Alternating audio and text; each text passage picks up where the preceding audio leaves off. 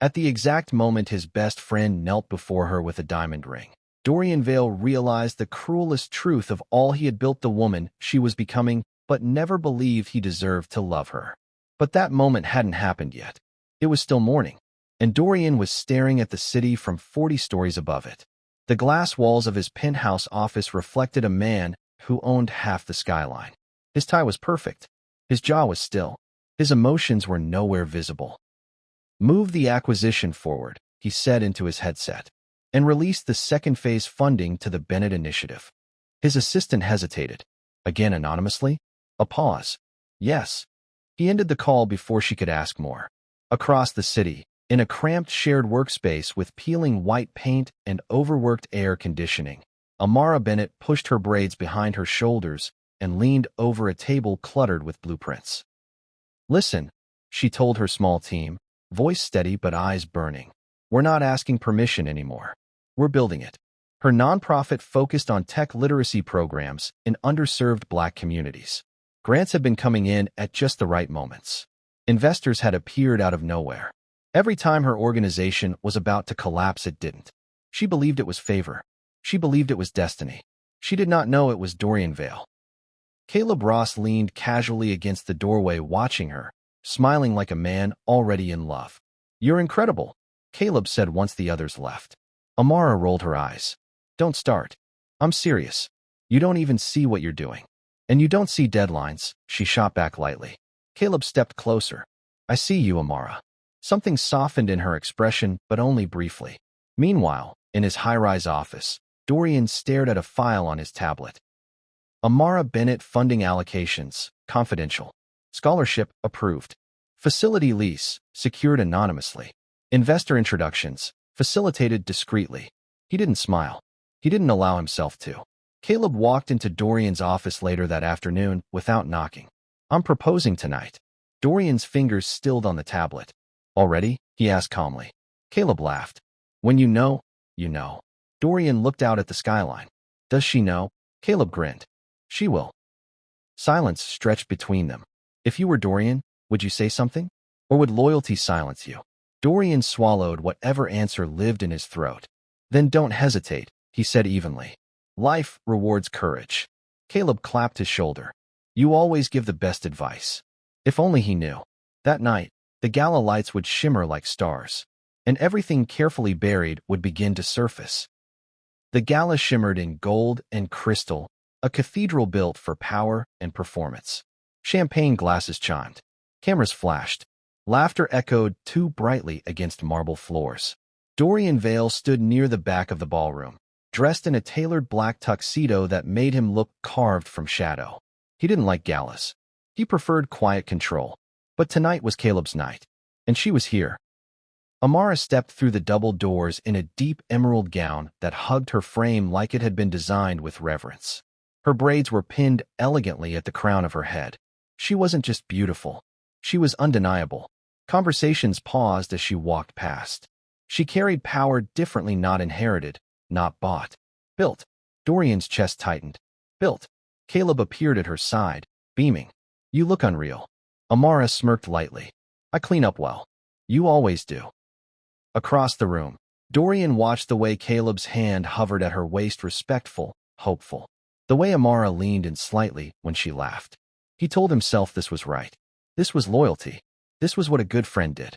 The orchestra softened. The event host tapped the microphone. "Tonight," the host announced, "we celebrate visionaries reshaping our communities." A spotlight found Amara. She blinked, surprised. Caleb squeezed her hand. "Go." She walked to the stage, heels steady against polished marble. Her speech wasn't rehearsed. It was lived. "We're not charity cases," she said firmly. "We're innovators waiting for access." Applause thundered. Dorian didn't clap immediately. He watched her instead. There was fire in her eyes, but also exhaustion, the kind only someone carrying too much alone could understand. Then Caleb stood, and the room shifted. "Amara Bennett," he said, voice shaking slightly. "You inspire me every single day." A murmur swept the crowd. Dorian felt something in his chest drop. Caleb continued, "You fight for everyone else. Let someone fight for you." And then he knelt. The gasp was collective. A diamond ring caught the light. The world slowed. Amara's breath hitched. Dorian's hand tightened around his untouched champagne glass. Amara, Caleb said softly, will you marry me? Silence. Thick. Pressurized. Merciless. Amara's eyes flickered across the room, not consciously, not intentionally, but they landed on Dorian. And in that suspended second, something unspoken passed between them. Not ownership. Not betrayal. Recognition. Dorian's jaw tightened. His face remained neutral, but his eyes betrayed him. Caleb followed her gaze briefly, but misunderstood it as nerves. Say something, Caleb whispered, smiling. The entire ballroom leaned forward. Amara swallowed. Her voice trembled just slightly. Caleb, have you ever stood at the edge of a life that looked perfect, but didn't feel like yours? Dorian's heartbeat was thunder in his ears. He had built the platform she stood on. He had orchestrated her rise. He had convinced himself that watching from a distance was enough. But as Caleb knelt before her, he realized the most brutal truth. Building someone's dreams does not mean you can build their heart. Amara looked back at Caleb, and then she said, yes. The room erupted. Applause. Music swelling. Cheers. Caleb slid the ring onto her finger. Dorian finally lifted his glass and drank. But as he turned away, Amara's smile faltered just slightly. Because even as she said yes, something inside her felt unfinished. The applause still echoed in Amara's ears long after the gala lights dimmed. Yes. She had said it. The word had felt solid in her mouth. Safe. Logical. Caleb was kind. Steady. Devoted. He loved her loudly and without hesitation. So why? Hours later, was she standing barefoot in her apartment, staring at the ring as if it belonged to someone else? Her phone buzzed with congratulatory messages. She ignored them. Instead, her mind replayed a different moment, the brief, electric silence across the ballroom. Dorian's eyes. He hadn't smiled. He hadn't moved. But something in his gaze had felt like a question neither of them dared to ask. She shook her head. Stop it, she muttered to herself. Across the city, Dorian poured another drink he didn't need. Caleb had called earlier, euphoric. She said yes. Caleb had laughed. You were right. Courage wins. Courage. Dorian stared at the city lights bleeding into the night. Was silence courage? Or was it cowardice disguised as loyalty? He opened his laptop and reviewed financial reports instead of allowing himself to feel. Bennett initiative growth trajectory accelerating. Investor confidence strong. Engagement metrics rising. He had positioned her perfectly. She didn't need him. That was the point. The next morning, Caleb showed up at Amara's office with coffee and an unstoppable grin. Future Mrs. Ross, he teased. Amara forced a smile. Too soon. He noticed the hesitation but misread it. Cold feet. No, she said quickly. Too quickly. Just processing. Caleb stepped closer. You know I'll never hold you back, right? Your mission, your work, I'm with you. And he meant it. That was the problem. He was good. Meanwhile, Dorian avoided every event Caleb invited him to. Every engagement dinner. Every celebratory brunch. When Caleb confronted him, Dorian stayed composed. You've been distant, Caleb said, studying him. This isn't like you. Business expansion, Dorian replied smoothly. Asia markets. Caleb laughed. You hate excuses. Don't use them on me. Dorian met his gaze. I'm happy for you. The words sounded rehearsed. Caleb narrowed his eyes slightly. You sure? Yes. Silence stretched between them thick with something unnamed. Later that week, Amara found herself unexpectedly face-to-face with Dorian in the lobby of his corporate headquarters. She had been invited for a partnership discussion. Their eyes met. No audience. No champagne. No applause. Just them. Congratulations, Dorian said calmly. Thank you. Her voice carried a question. He gestured toward the elevator. You're expanding faster than projected. You noticed? I notice patterns. A faint smirk curved her lips. And what pattern do you see? He stepped into the elevator beside her. You're building something that will outgrow everyone's expectations. She studied him carefully. And you? She asked softly. What are you building, Dorian? The elevator hummed upward. He didn't answer. Because the truth was dangerous. The truth was this. He had built her empire. But he was losing the only part that mattered. And for the first time in years. Dorian Vale felt out of control. The crisis arrived on a Tuesday. Quietly. Ruthlessly, Amara's largest investor pulled out without warning. The email was short. Due to restructuring priorities, we are withdrawing funding effective immediately. Her stomach dropped.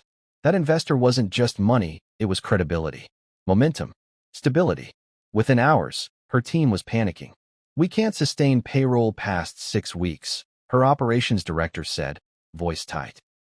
Amara stood still, arms folded across her chest, face unreadable. We will, she replied evenly. But once she stepped into her private office and closed the door, she leaned both palms against her desk and closed her eyes. Not again. Not when they were this close. Her phone buzzed. Unknown number. She almost ignored it, but something told her not to. Bennett, come see me. Her breath stilled. Dorian. 40 minutes later, she walked into his glass-walled office, sunlight slicing across polished floors. The city shimmered below like something untouchable. You knew, she said immediately. He didn't deny it. I monitor industries that intersect with my investments. I'm not your investment. His jaw flexed. No, you're not. Silence stretched. She crossed her arms. Why am I here? Dorian moved toward the table and slid a folder toward her. Temporary acquisition. Your organization remains independently operated. I stabilize funding. Quietly, her eyes scanned the numbers. It wasn't just rescue. It was full protection. You're buying us, she said slowly. I'm preserving something valuable. Why? There it was. The question beneath every question. He held her gaze. Because it matters. To you? Yes. The word landed heavier than expected. Amara studied him carefully, now not as a billionaire, not as Caleb's best friend, but as a man standing too close. You've always been around, she said quietly. Every time we're about to fall, something saves us. He didn't move. You think I can't build this myself? I think, he replied carefully, that even the strongest architects deserve structural support. Her throat tightened slightly. And what do you get out of this? He stepped closer. The air shifted. You continue. The simplicity of it unsettled her. Caleb doesn't know, does he? No. Why not? His voice dropped a fraction. Because this isn't about him. The silence that followed wasn't empty. It was charged. Outside the office, the city roared. Inside, everything slowed. She looked up at him, really looked. You're not as cold as you pretend to be. A faint breath escaped him. Almost a laugh. And you're not as unaffected as you pretend to be. Their proximity felt accidental. But neither stepped back. Have you ever stood inches from someone and realized the distance between you wasn't physical, it was choice? Her pulse betrayed her. You shouldn't do this, she whispered. I already did. The elevator dinged in the hallway outside. Reality returning. She stepped back first. Send the revised terms, she said, regaining composure. I won't be owned. You never were. As she walked toward the door, she paused. Why do I feel like you've been fighting something? He didn't answer. Because if he did, everything would break. Amara didn't sign the papers that night. She read them. Twice. Then a third time. Every clause was clean. No ownership transfer. No board control. No hidden leverage. It was structured like protection, not possession. That unsettled her more. She leaned back in her chair and stared at the ceiling of her apartment. Something had shifted in that office. Not just tension, recognition. The next morning, she made a decision. She called in a favor. By afternoon, her tech advisor had traced the Shell Foundation listed as a silent guarantor in Dorian's proposal. Her heartbeat slowed as the name surfaced. Vail Strategic Endowment Trust. She kept digging. For years ago, when her nonprofit had almost collapsed before it launched, an anonymous grant had arrived. 3 years ago, when the building permit was delayed, a city council member suddenly expedited it. 2 years ago, when investors ghosted her, a venture capital firm unexpectedly took interest. Every trail led back to layers of discrete entities, all connected to Dorian Vail. Her chest tightened, not because he helped, but because he never said a word. Meanwhile, Dorian stood in his office, staring at an old photo on his desk, one most people had never seen. It was him at 22. Not yet a billionaire. Not yet polished. Just a man standing beside a hospital bed. His mother's hand resting in his. He remembered her voice, tired but fierce. Build something that protects people, she had whispered. Especially the ones the world overlooks. He had built empires. But somewhere along the way, protecting became controlling. Fixing became hiding.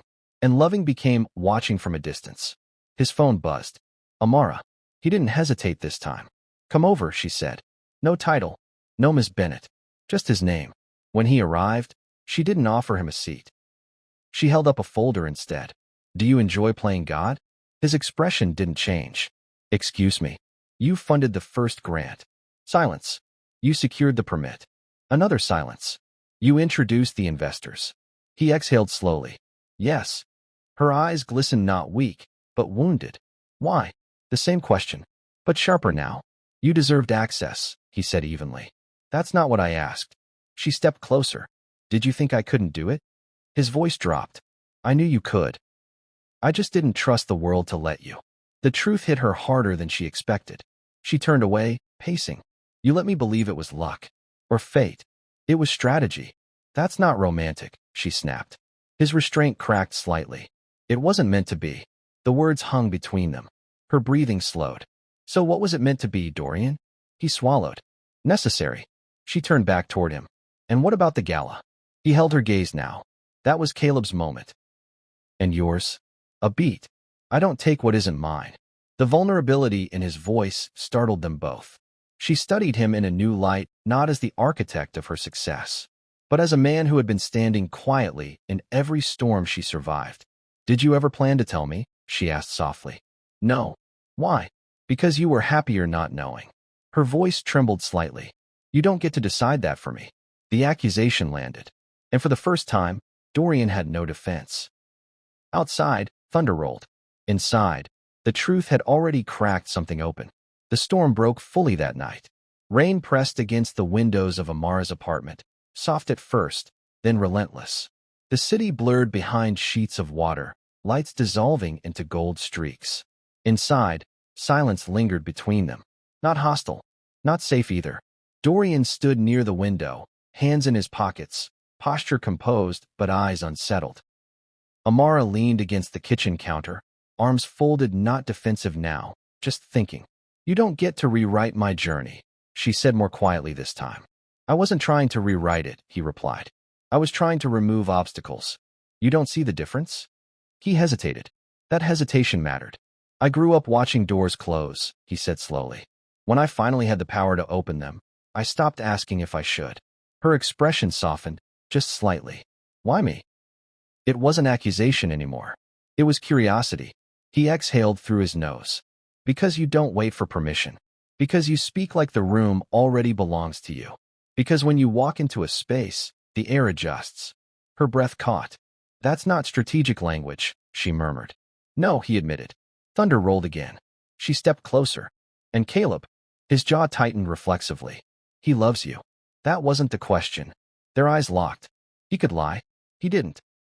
I never meant for him to get hurt. That also wasn't the question. Silence pressed between them. Finally, yes. The word was low, honest. Yes, I love you. The room didn't explode. It didn't shatter. It just stilled, as if the air had been waiting for it. Amara's throat tightened. You don't get to say that now, she whispered. I know. After I'm engaged. I know. After hiding behind generosity and silence. He nodded once. I know. Her voice trembled, not fragile, but overwhelmed. Do you have any idea how confusing this is? Yes. Then why didn't you fight? He swallowed. Because Caleb has stood beside me since we had nothing. Because loyalty isn't optional to me. Because loving you quietly felt less selfish than loving you out loud. Tears burned behind her eyes, but she refused to let them fall. That's not noble, she said. That's avoidance. A faint, pained smile crossed his face. You might be right. The storm softened outside, rain becoming rhythm instead of chaos. She stepped closer until only inches separated them. If I hadn't found out, would you have watched me marry him? His answer came without delay. Yes. The honesty hurt more than any manipulation could have. Why? She asked. Because you deserve happiness, even if it isn't with me. Her chest tightened painfully. She searched his face not for power, not for control, but for sincerity. And she found it. That terrified her more than anything. She reached out instinctively, fingers brushing his sleeve. He stilled. The contact was small, but seismic. I don't need saving, she said softly. I know. I need truth. You have it. Their breathing synced unconsciously. Outside, the storm had calmed completely, and for the first time since the gala, peace felt possible. But peace, like rain, doesn't always last. It happened faster than either of them expected. Truth has a way of traveling without permission. Caleb found out on a Friday. Not through rumor, not through suspicion, through paperwork. He had stopped by Dorian's office unannounced, something he had done for years. Brotherhood didn't require appointments. But this time, the assistant hesitated. "He's in a meeting," she said. "With who?" Caleb asked casually. She faltered, and that was enough. Caleb didn't wait. He walked straight into the conference room. The door swung open. Dorian and Amara stood on opposite sides of the table. No touching, no inappropriate closeness, just tension thick enough to cut. Caleb's eyes moved from one to the other. "What's going on?" No one answered immediately. His gaze dropped to the documents spread across the table. Vale Strategic Endowment Trust. Bennett Initiative. Acquisition Stabilization. His jaw tightened. "You funded her," he said slowly. Silence. "How long?" Dorian's voice was calm, but softer than usual. "Years." Caleb let out a hollow laugh. "Years." He turned to Amara. "You knew?" "I just found out," she replied quickly. "I didn't know before." Caleb's eyes shifted back to Dorian. "You built her foundation." "Yes." "And didn't tell me." "No." "And didn't tell her." "No." Caleb's chest rose sharply. "Why?" The room held its breath. Dorian didn't look away. "Because she deserved protection." "That's not what I'm asking." Caleb snapped. His voice cracked, not angry, but wounded. "Did you love her?" There it was. The fracture line. Amara's heart slammed against her ribs. Dorian could lie. He didn't. "Yes." The word detonated. Caleb stepped back as if struck. "You," he laughed once, bitter. "You stood next to me while I told you I was going to propose." "I know. You told me to be courageous." "I meant it." "You watched me kneel." Dorian's jaw tightened. "Yes." "And you said nothing." The silence screamed louder than any argument. Caleb's eyes glossed, not weak, just broken. "All this time, I thought you were distant because of business." Dorian said nothing. Caleb looked at Amara. "And you?" Her voice trembled, but she stood firm. "I didn't know. I swear. But now you do." She couldn't answer that immediately, and that hesitation sliced deeper than any confession. Caleb exhaled slowly. "Do you love him?" The question hung heavy. Amara's heart pounded violently. "I don't know," she whispered. It wasn't betrayal. It was honesty. And sometimes honesty hurts more. Caleb nodded once. "I thought we were solid," he said quietly. "All of us." Dorian stepped forward instinctively. "You are my brother." "Brothers don't build empires for the woman their best friend loves," Caleb replied sharply. The words landed like glass. Caleb removed the engagement ring from Amara's hand, not violently, not cruelly, just steadily. "I won't compete," he said. "Not for love." He placed the ring on the table. "And I won't beg." He looked at Dorian one last time. "You should have trusted me with the truth." Then he walked out. The door closed, and the silence afterward felt like a collapsed building. Amara's breathing grew uneven.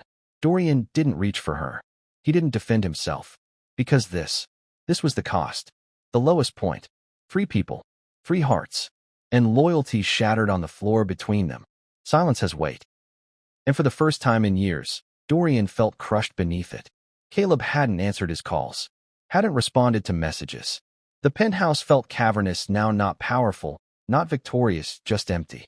He stood alone at the window again, city lights flickering like distant constellations he could never quite reach.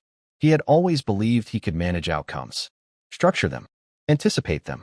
But love wasn't a market, and loyalty wasn't a spreadsheet. He had lost his best friend. And he might have lost her too. He opened his laptop and drafted a transfer order. Full release of Bennett Initiative. No oversight. No advisory clause. Complete autonomy. If loving her meant stepping away completely, then he would. Because this time, he would not hide behind strategy. Across town, Amara sat on her apartment floor, the engagement ring resting on the coffee table. She wasn't crying. She was thinking. Caleb's words replayed. "Do you love him?" She didn't know when it began. Maybe the first time Dorian challenged her projections instead of praising them. Maybe the way he never flinched when she spoke hard truths. Maybe the way he looked at her not like something to possess, but something to protect. She grabbed her phone, scrolled through photos. Most of Caleb were bright, smiling, open. Photos of Dorian were rare, but when they existed, he wasn't looking at the camera. He was looking at her, and she had never noticed. Have you ever realized your heart made a decision long before your pride caught up? Her phone buzzed. A message from Dorian. No more involvement. The organization is fully yours. I'm stepping back. You deserve clean lines. Her breath hitched. Stepping back. Again. She stood abruptly. No, she whispered. This wasn't about funding. This wasn't about strategy. This was about choice. And she was tired of men choosing silence in the name of sacrifice. She grabbed her coat and left. Dorian didn't expect the knock. When he opened the door, Amara stood there, breath uneven, eyes blazing. You don't get to disappear, she said immediately. I'm not disappearing. You are. I'm removing complication. I am not a complication. The words echoed sharply in the hallway. He stepped aside so she could enter. The door shut behind them. I heard him, Dorian said quietly. That's on me. Yes. I won't hurt you too. You don't decide that. She stepped closer. You think stepping away is noble? It's necessary. It's fear. His jaw tightened. Of what? Of being chosen. The accusation hit its mark. You're comfortable loving quietly, she continued. You're comfortable building from shadows. But standing in the light, that terrifies you. He didn't deny it. Caleb deserved honesty, she said softly. And so do you. Silence. Heavy. Real. Her voice dropped. I don't want perfect loyalty. She swallowed. I want truth. He looked at her, really looked at her. Then here it is, he said. I love you. Not strategically. Not protectively. Not quietly. His voice shook slightly. I love you in ways that scare me. The air shifted. And now, the choice was hers. The confession didn't feel cinematic. There was no music swelling. No dramatic embrace. Just two people standing in a penthouse that suddenly felt smaller than the truth between them. Dorian's voice had shaken. He hadn't masked it. I love you in ways that scare me. Amara felt the words settle into her chest, like something long searching for a home. For so long, she had equated strength with solitude, independence with isolation. But standing in front of him now, she understood something differently. Love didn't threaten her power. It mirrored it. You don't get to love me like a martyr, she said softly. I'm not trying to. Then don't step away. His breath slowed. I won't. Silence stretched, but it wasn't suffocating this time. It was clarifying. I need one thing, she continued. Anything. No more shadows. His jaw tightened, not in resistance, but in recognition. Done. And Caleb. The name hung between them like unfinished business. Dorian's expression shifted. That's my responsibility. Caleb didn't answer the door at first, but he did eventually. He looked tired. Not angry, just deeply disappointed. Dorian stood alone on the porch. No suit jacket. No corporate armor. Just a man. You don't owe me anything, Caleb said flatly. I owe you honesty, Dorian replied. Caleb crossed his arms. Then be honest. Dorian swallowed. I loved her before I understood what that meant. Caleb's jaw tightened slightly. I didn't act because I valued you more. That wasn't your decision to make, Caleb said. I know. The admission mattered. Silence. Then Dorian continued. I should have trusted you with the truth. Yes, Caleb said quietly. You should have. The air was heavy with years of shared history, college apartments, late-night dreams, building success from nothing. You were my brother before I was a billionaire, Dorian said. And you still are. Caleb's eyes softened slightly despite himself. Do you make her happy? The question was steady. Yes. Not strategically? A faint, sad smile crossed Dorian's face. No. Recklessly. Caleb exhaled slowly. I won't pretend this doesn't hurt. I know. But I don't want her choosing out of guilt. She isn't. Caleb studied him carefully, then nodded once. Then don't waste it. The words weren't forgiveness, but they were release. And sometimes release is the beginning of healing. Weeks later, the Bennett Initiative launched its largest expansion yet. No anonymous donors. No hidden structures. Just partnership. Amara stood on stage again, lights warm against her skin. But this time, when she looked into the crowd, she didn't search unconsciously. She looked directly at him. Dorian stood openly beside the stage. Not in the shadows.